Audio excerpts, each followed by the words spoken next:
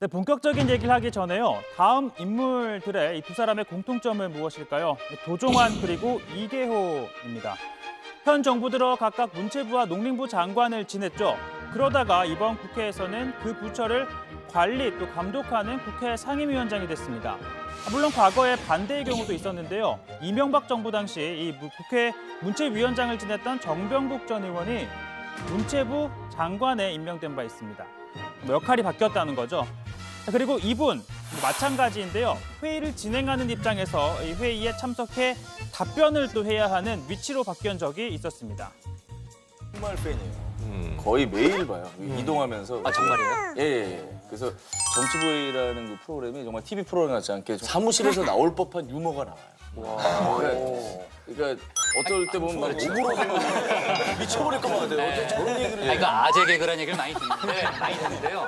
그 일부에서는 이거 연기 아니냐 이러신 분들이 있어요. 근데 완전 100% 리얼입니다. 왜냐면 생방송이기 때문에. 연기는 정말 잘못 짠 거죠.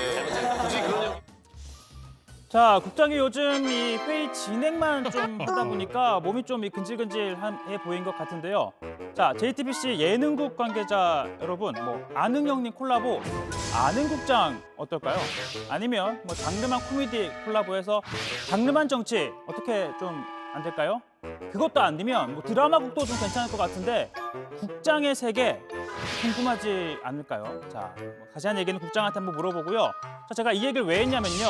검찰과 법원에 이 피의자나 피고인 등이 출석하면 이렇게 옆에 서서 질문을 더구나 듣기 싫은 질문도 해야 하는 게 바로 기자입니다. 때로는 레이저를 맞기도 했었고요. 또 때로는 몸싸움에서 이렇게 밀려야 하기도 합니다. 밀리면 안 되겠죠. 자, 이 같은 출입 기자였다가 이제는 피의자가 돼서 검찰 수사를 받고 있는 채널A 이모전 기자 얘기입니다.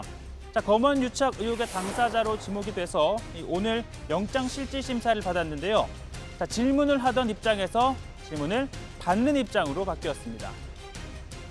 지금 받고 계신 혐의 관련해서 입장 주저 한 말씀만 부탁드리겠습니다. 검찰 수사가 좀 편파적이라고 보시는 입장인지도 좀 한 말씀 부탁드릴게요.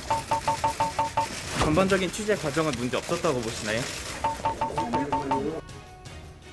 자, 이를 묵묵부답이라고 하죠. 자, 이모 전 기자가 받고 있는 혐의는요. 신라젠 관련 의혹을 취재하면서 수감 중인 이철 전 밸류 인베스트먼트 코리아 대표에게 유시민 이사장의 비리 의혹을 제보하지 않으면 수사 등 불이익을 받을 수 있다라고 협박을 했다라는 혐의입니다. 그리고 한동훈 검사장관은 이러한 취재 진행 상황을 상의하는 등 공모를 했다라는 의혹을 받고 있죠. 하지만 이 기자 측은 협박을 당한 실질적인 피해자가 없다라는 점을 강조합니다. 특히 이 제보자가 정치권에 대한 로비 장부 등을 언급하며 의도적으로 파놓은 함정에 걸려든 것이다. 강요 미수에 해당하지 않는다라는 입장입니다. 자, 이 같은 혐의의 성립과 함께 구속 여부를 판단하는 중요한 잣대 가운데 하나, 바로 증거인멸 가능성인데요. 앞서 이 기자가 이 휴대전화와 노트북을 초기화한 건 불리하게 작용이 될 수 있긴 할 겁니다. 다만 본인은 취재용 보호를 위한 조치였다라고 주장한 바 있습니다. 사실 추미애 장관과 윤석열 총장 간 갈등을 빚었던 이 수사 지휘권 행사의 발단이 된 게 바로 이 기자에 대한 구속영장 청구였습니다.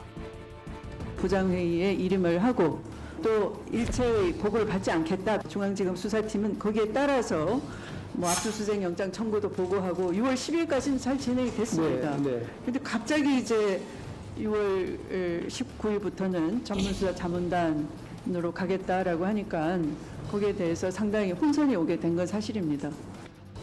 자, 결과는요, 아시는 대로 겁니다. 자, 윤석열 총장은 빠지고, 즉 총장의 지휘를 받지 않고 이 서울중앙지검 수사팀이 독립적으로 진행을 하게 됐죠. 그리고 계획대로 예정했던 대로 이 기자에게 구속영장을 청구한 겁니다. 자, 구속이 된다면 한동훈 검사장에 대한 신병 확보 등 수사가 급물살을 할 것으로 보입니다. 자, 그렇지 않다면 수사의 동력은 떨어지겠죠. 또 무리한 수사였다는 부담을 안을 수 있을 겁니다. 게다가 갈등의 발단이었던 만큼 추미애, 윤석열 이 두 사람의 입지가 또 좌우될 가능성도 있는데요. 발부가 된다면 사실상 장관의 지위가 옳았던 것이고 반대로 기각이면 지휘권을 남용했다라는 비판에서 자유로울 수 없을 것으로 보입니다. 자, 이런 가운데 추미애 장관, 이 연일 언론을 향해 날을 세우고 있습니다. 관음증 보도라는 표현을 언급하기도 했는데요. 단적인 예로 윤 총장과 대립할 당시 휴가를 내고 이렇게 절에 갔을 당시 일부 언론이 이 사진을 누가 찍은 것인지 또 의문을 제기하고 또 이 장소에 관용차를 타고 간 점이 이 공무원 행동 강령에 위배될 수 있다라고 지적한 점을 문제 삼은 겁니다.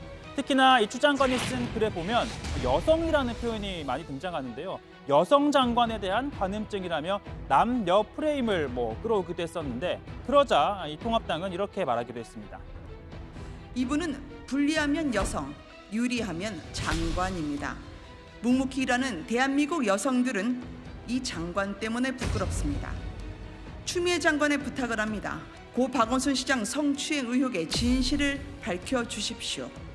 그것이야말로 여성 장관이 아닌 추미애 장관이 할 일입니다.